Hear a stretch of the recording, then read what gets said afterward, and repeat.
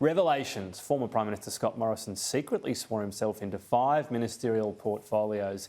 One of them was Home Affairs, and the pressure was on yesterday for Mr Morrison to apologise to the former minister, Karen Andrews, amid news he'd already reached out to 2 other colleagues who happened to be men. We were updated yesterday afternoon that he has phoned Ms Andrews to say sorry. She's accepted that apology, but there are remaining questions over the mechanisms that afforded the move and the Governor-General's role as well.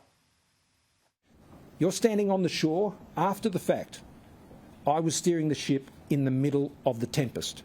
So I appreciate that your perspective is different to mine, and I think that may explain some of the differences in our vantage point and understanding of these issues. It's a farce. This was a slippery slope that Scott Morrison went down, that Peter Dutton and the rest of his cabinet went along with. I can assure you that I have not changed my view in relation to what I said a couple of days ago. So ultimately, it is a decision for Scott Morrison what he chooses to do with his future. Jane, the development yesterday, late afternoon and the evening, was Scott Morrison was hammering out post after post on Facebook, liking and commenting on memes on him sort of having every job in Australia. Is he taking this seriously enough? Look, I'm not going to comment on the former Prime Minister, the member for Cook's social media. I think he can look after that himself. There's no doubt, though, that this has been the story of the week. It has taken up an awful lot of airtime, and it's also taken up an awful lot of hot air that's come out of the opposition, because let's face it, Anthony Albanese just got back from holidays and he walked straight back into his old job of Leader of the Opposition. So much of the pearl clutching that's gone on this week about this issue has shrieked, has made the current government look like an opposition. They have loved the opportunity to talk about the previous government rather than talking about the issues that are important to Australians today and the expectations that Australians have of their current government. So yes, this has been the story of the week, but I think now it's time to focus back on those important issues of rising cost of living, rising inflation, the need for increased productivity. So this is just a minor issue, Jane. That's what this government has been elected for. Well, I think we've looked at it in great depth, and in fact, it's been referred to the Solicitor General, and there'll be a report next week. But let's face it, this is very much looking in the rear-view mirror.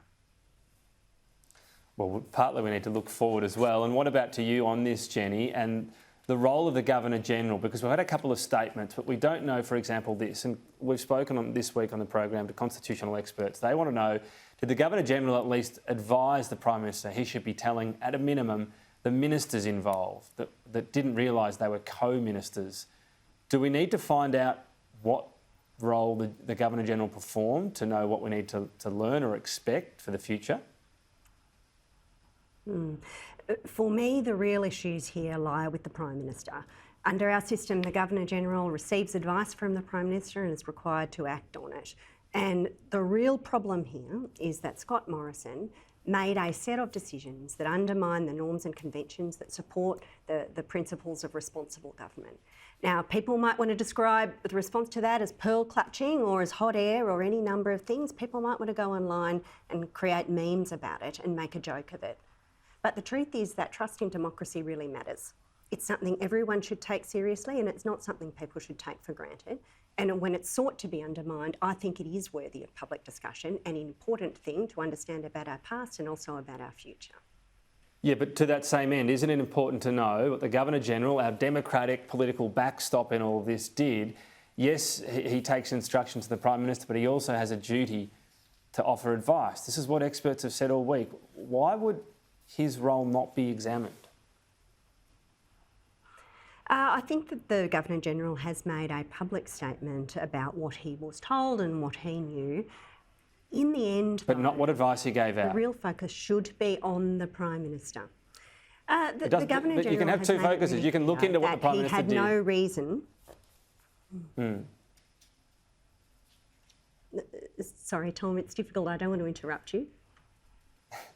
Sorry, well, you were talking about no reason. Yes, he had no reason to doubt that the appointments would be made public. That's fine the first time. A year later, there were more appointments. He knew by then they weren't being made public. He hasn't said anything further on that. Look, as I said, I think the responsibility to uphold the conventions and norms of the system lie with the Prime Minister. He's yet to credibly explain why he made the decision to keep those appointments a secret.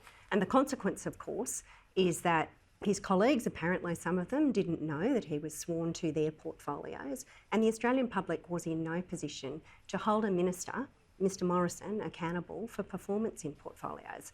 This is a direct undermining of all of the things that make our democracy work, and I think a serious scrutiny of his behaviour and the behaviour of the colleagues around him who knew about it is warranted.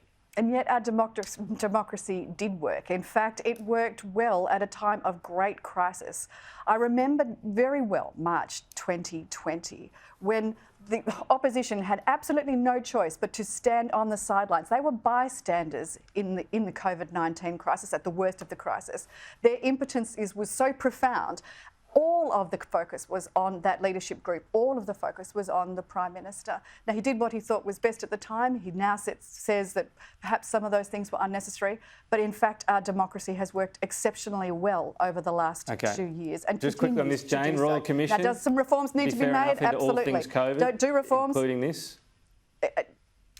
Well, I think we've had enough scrutiny of all things COVID. In fact, we had a committee running throughout the COVID-19 pandemic, and that was, again, something that Scott Morrison put into place as Prime Minister at the beginning of our responses so that they could be scrutinised along the way. Now, if the government wants to reinvent history to accord with its own narrative, well, so be it. Good luck. I think that Australians are very glad that they managed to get through this crisis with their jobs and their livelihoods intact. 40,000 lives saved, 800,000 people, jobs saved by JobKeeper. So you've had a parliamentary and the lowest inquiry. unemployment we've had in 50 years. Multiple inquiries, including coronial inquiries into pink bats, but the coalition still needed a royal commission into that, but not COVID. The biggest change to our livelihoods in living memory. Really? Well, that was a specific policy failure, the pink bats scandal, which was done through sheer incompetence. But addressing the COVID-19 pandemic, both the health response and the economic response was in fact scrutinised all the way through by the opposition and indeed by members of the government as well. And that's exactly as it should be. And as we come out the other side, as I said, with 40,000 lives saved, 800,000 jobs saved by JobKeeper, the lowest unemployment rate in 50 years, and maintenance of our AAA credit rating, I think we can safely say that the response, both the health response and the economic response by the former coalition government, was exemplary.